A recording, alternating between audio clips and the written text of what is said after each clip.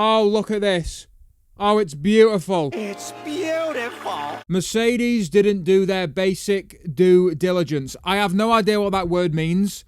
Diligence.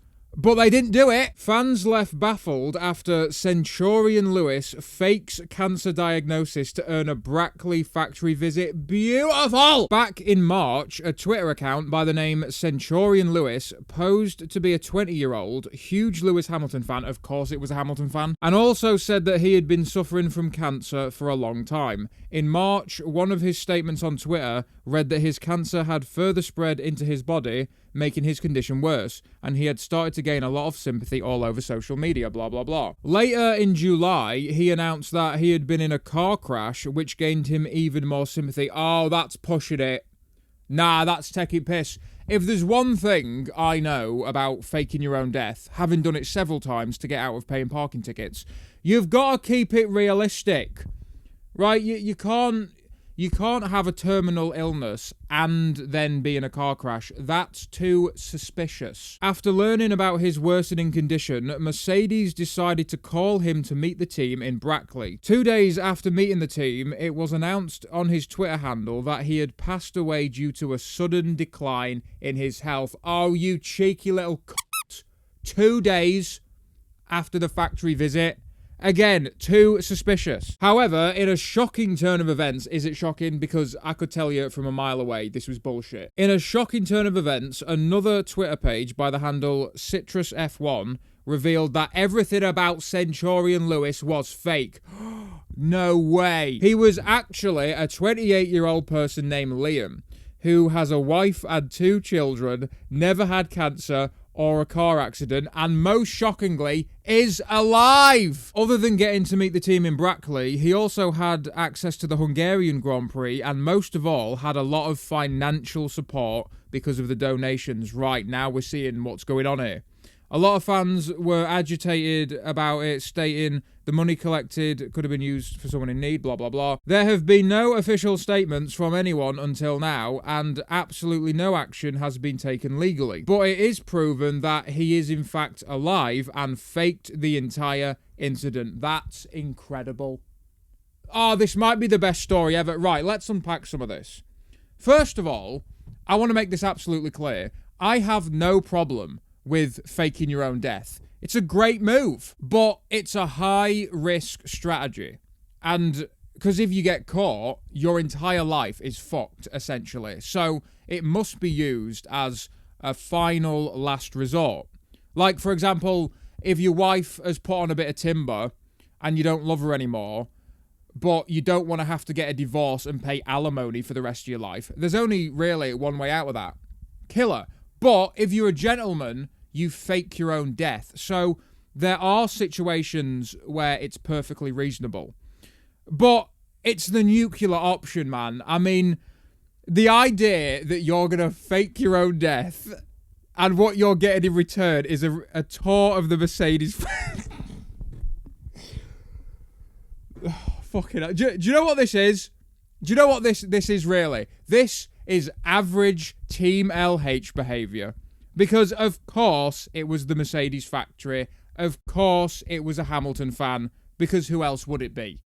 As the leading voice of Formula One commentary, it is my responsibility to keep you informed on the daily shit show that is the F1 online community. So, let me explain to you what the fuck's going on. So, the Pit Stop podcast, not to be confused with the Pit Stop Boys, they're the fellas that wrote that fucking annoying song, Max, Max, Max, Super Max, Max. Super, Max, Max, Max, Super Max, Max. Yeah, they literally wrote a song with 2 words and then it became the biggest hit in the Netherlands. That's the Pit Stop Boys. We're talking about the Pit Stop podcast. So, if you don't know who they are, they're 2 fellas who don't really give a toss about F1. But despite that, they've got one of the highest rated and most popular F1 podcasts on Spotify. Sorry, had one of the highest rated podcasts. We'll get to that in a minute. So these fellas get a lot of shite from the F1 community, mainly because they are self-confessed Drive to Survive fans, which is not a crime. even though it should be. And occasionally, they do suffer from DTS brain, which is a terrible disease, and it looks like this. Viewer discretion is advised. We're talking about Sebastian Vettel, nicest guy I've ever met in my life. How many teams has he raced with? Oh, that's a great question. All right, we'll answer on 3 again. Let me have a think. Okay, yeah, I got my answer. Yep, I got mine too. 3, 2, 1, 3. No. Oh! All I knew was Aston Martin and Ferrari, and I just guessed it would have been a third one. Aston Martin, Ferrari, and... wait, how did we count 3 and now we can't even think of the third one? Aston Martin, Ferrari, and... Guys. Are you joking? Wait, Aston Martin, Ferrari. Renault. Wait, I can't think of it. I've gone blank. I just had the third one and now I've gone McLaren. completely You blank. bleed this team. You bleed this team is what you told me earlier. Oh, Haas. How did you not get that? Haas. How did Vettel drove from Haas. Are you what? Oh, yeah, Red Bull. Shit, he won the World Championship there. One of the most successful and highly rated Formula One. But you see the point. They trigger a lot of the die-hard F1 fans because they're obviously doing it for a bit of a laugh and they don't know every single F1 statistic. Although, to be fair, not knowing Vettel drove for Red Bull is disgusting. Disgusting! And then there's this other argument I've seen. People are angry that they're taking attention away from smaller F1 creators who might be more deserving. Like the woman in the video, for example, she's an F1 creator who does seem to give a toss about Formula One, but then she's got a much smaller platform, and people get mad about that. Why? But what about the smaller content creators? They're not getting the recognition they deserve. Let me explain something, if you haven't figured it out already. The only people who are successful content creators are degenerate scum. Have you not been paying attention? In fact, let's take a look at some of the most successful content creators and see what sort of people they are, shall we? Here we go. 15 of YouTube's most horrifying scandals and controversies. Logan Paul, 23 million subscribers. He filmed a dead body in the forest and then released the video to his fan base of mostly children. Fun. A YouTuber called Reset was thrown in jail for 15 months after he filmed himself handing a homeless man an Oreo filled with toothpaste instead of cream. He said, "This will help clean his teeth. I don't think he's cleaned his teeth since he became poor." Great prank. Daddy05 and Mummy05 lost custody of 2 children. It's not funny. It's very serious. After allegations of abuse, the videos were pranks, but they appeared to cause the kids serious emotional, mental, and physical distress. Example, the kids were encouraged to beat each other up. Again, great prank. Nikocado Avocado, that's the guy who's literally eating himself to death for the views. 3.5 million subscribers. Someone take it away, I'm about to eat the whole bag. Oh my god. Brace, brace, brace.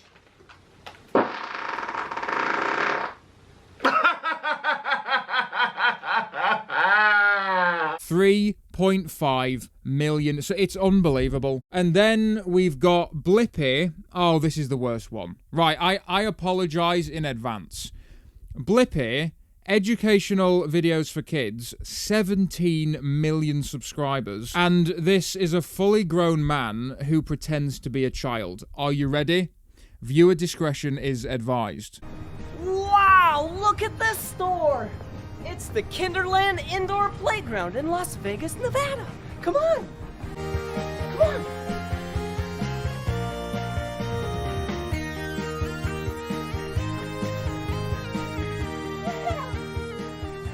Whoa, look at this!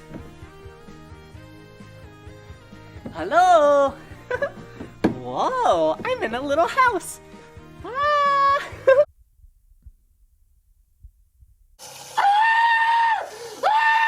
Are you starting to understand the level of mental illness it takes? If you want to be an online content creator, you have to be a sociopath, a fucking moral degenerate, child abusers, a suicidal fatty or some closeted nonce bastard. These are the sorts of people who make it in this industry. So going back to this argument that the Pit Stop podcast is taking attention away from smaller, more deserving content creators, yes, of course they are. That's the entire business model of the platform. Zach Brown has challenged Toto Wolff to a boxing match. Who do you think the winner will be? You're asking me who I think the winner will be in an athletic competition between Fat Brown and Toto Wolff. I don't know. Let's take a look at the statistics. Toto Wolff, 6'3", 220 pounds, 2% body fat, 98% pumpernickel. Fat Brown, 5'8", 750 pounds, 100% body fat, 0% vegetables. I don't know. It's going to be a close one. Let's get